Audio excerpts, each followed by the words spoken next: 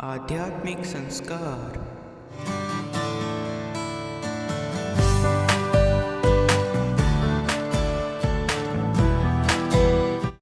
About Almighty Krishna's Bani.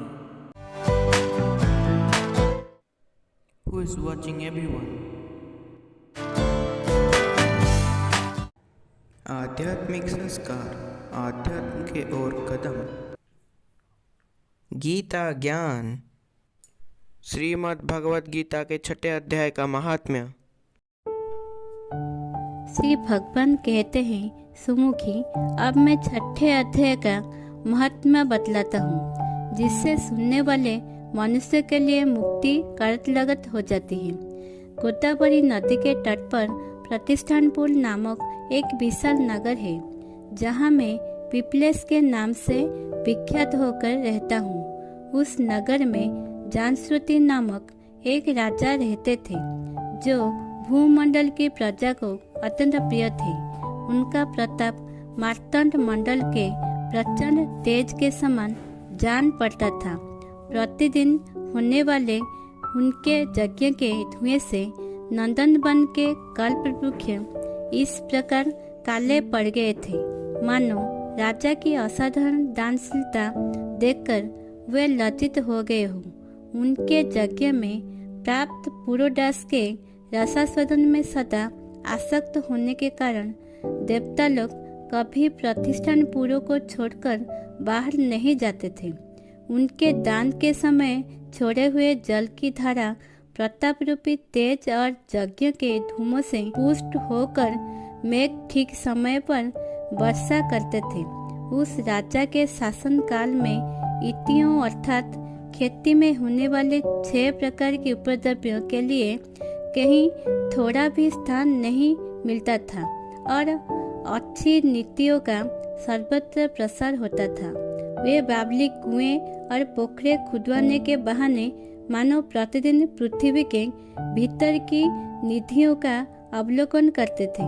एक समय राजा के दान, तप, यज्ञ और प्रजा पालने से संतुष्ट होकर स्वर्ग के देवता उन्हें वर देने के लिए आए।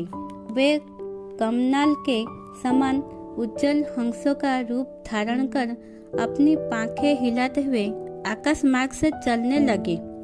बड़ी उतावली के साथ उड़ते हुए वे सभी हंस परस्पर बातचीत भी करते जाते थे। उनमें से भद्राश्व आदि 2-3 हंस वेग से उड़कर आगे निकल गए। तब पीछे वाले हंसों ने आगे जाने वालों को संबोधित करके कहा, अरे भाई भद्राश्व, तुम लोग वेग से चलकर आगे क्यों हो गए? यह मार्ग बड़ा दुर्गम है, इसमें हम सबको साथ मिलकर चलना चाहिए। क्या तुम्हें दिखाई नहीं देता? यह सामने ही पुण्यमूर्ति महाराज जानश्रुति को तेज पूंछ अत्यंत स्पष्ट रूप से प्रकाशमान हो रहा है। उस तेज से भस्म होने की आशंका है, अतः सावधान होकर चलना चाहिए। पीछे वाले हंसों के ये वचन सुनकर आगे वाले हंस हंस पड़े और ऊंच स्वर से उनकी बातों की अवहेलना करते हुए बोले, अरे भाई, क्या इस राजा जानश्रुति का तेज ब्रह्मवादी महात्मा रज्ञों के तेज से भी अधिक तीव्र है?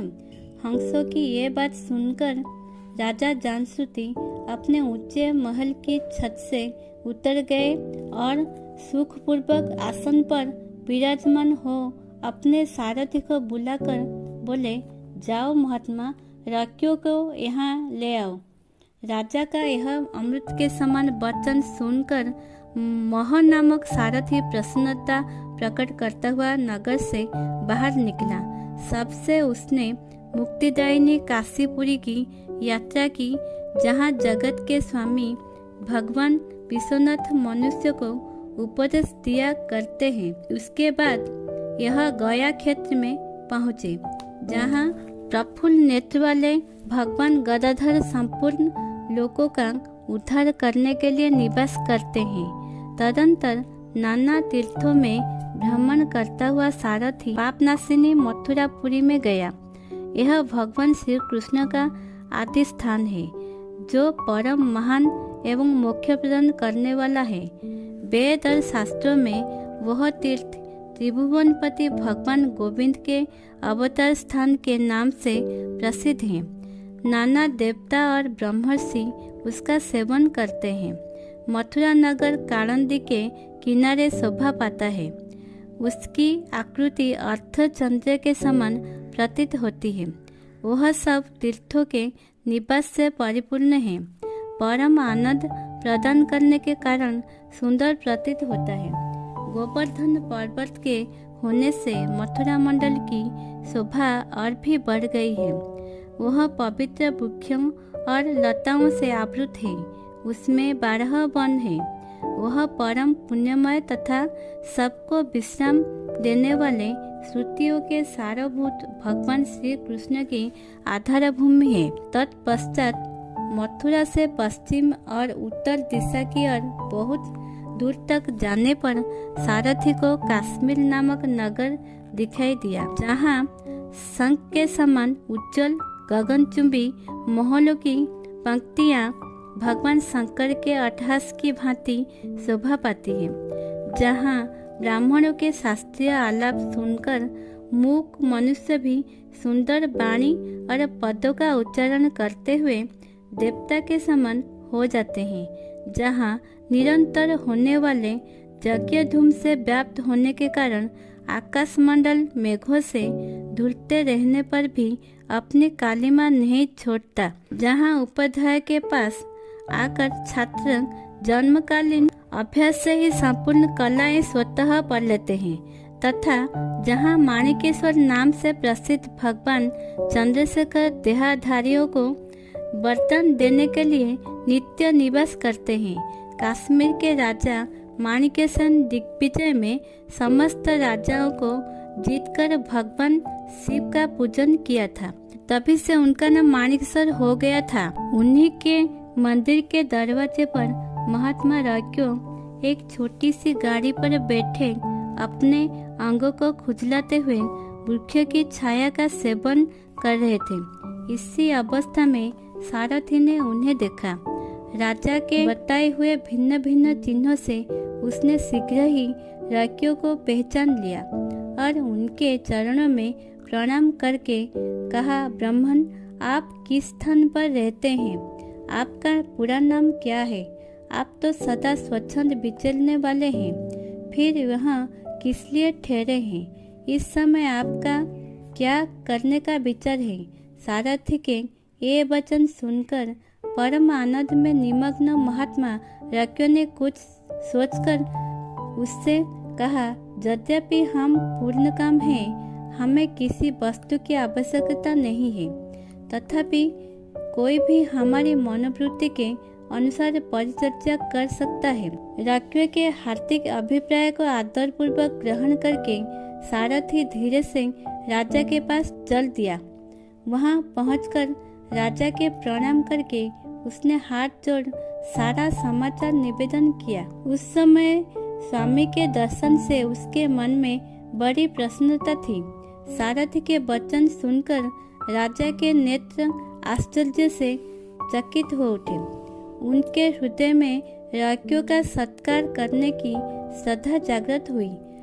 उन्होंने 2 खच्चरियों से जुटी हुई एक गाड़ी लेकर यात्रा की, साथ ही मोती के हार, अच्छे अच्छे वस्त्र और 1 सहस्र गोए भी ले ली।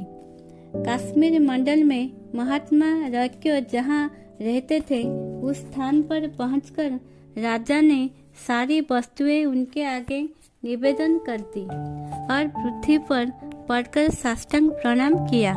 महात्मा राज्ञो अत्यंत भक्ति के साथ चरणों में पड़े हुए राजा जान श्रुति पर कुपित हो उठे और बोले, रे शूद्र, तू दुष्ट राजा है, क्या तू मेरा वृत्तांत नहीं जानता है? यह खच्चरियों से जुटी हुई अपनी ऊंची गाड़ी ले जा। ये वस्त्र, ये मोती के हार और ये दूध देने वाली गोए भी स्वयं ही ले जा। इस तरह आज्ञा देकर राज्ञो ने राजा के मन में भय उत्पन्न कर दिया। तब राजा ने सांप के भय से महात्मा राक्य को दोनों चरण पकड़ लिए और भक्तिपूर्वक कहा, ब्राह्मण मुझ पर प्रसन्न होइए।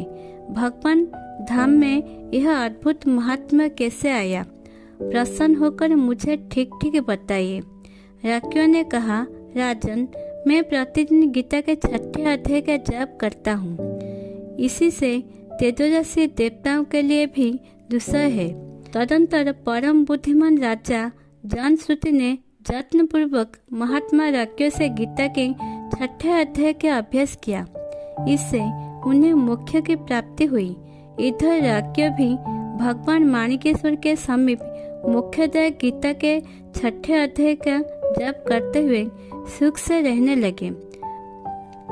हंस का रूप धारण करके वरदान देने के लिए आए हुए देवता भी विस्मित होकर स्वेच्छानुसार चले गए। जो मनुष्य सदा इसकी एक ही अध्याय को जप करता है वो भी भगवान विष्णु के ही स्वरूप को प्राप्त होता है। इसमें तनिक भी संदेह नहीं है। ऐसे ही नए वीडियो जानने के लिए हमारे साथ जुड़े रहने के लिए सब्सक्राइब कीजिए हमारे चैनल आध्यात्मिक संस्कार को। और अगर वीडियो बहुत अच्छा लगा है तो लाइक कीजिए हमारे चैनल को